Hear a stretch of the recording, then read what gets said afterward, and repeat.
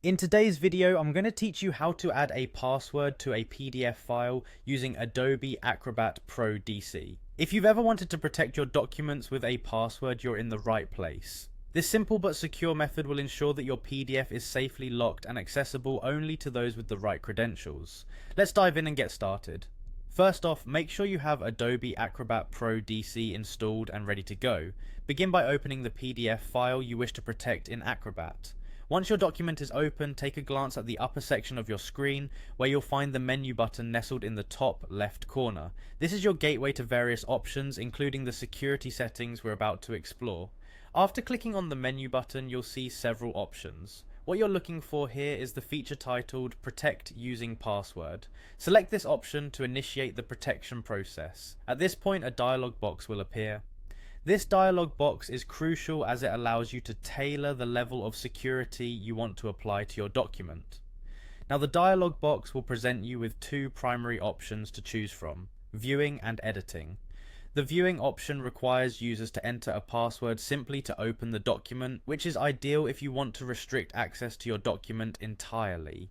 The editing option, meanwhile, permits viewers to open the document but locks the ability to make changes without a password.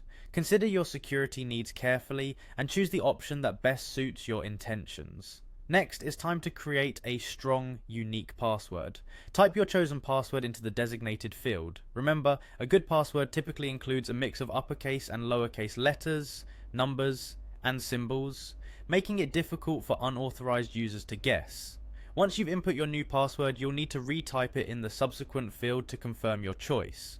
This double entry helps mitigate errors and ensures that you don't accidentally lock yourself out of your document due to a typo. The final step is to apply these security settings to your document. Look for the Apply button and click it to finalize the password protection.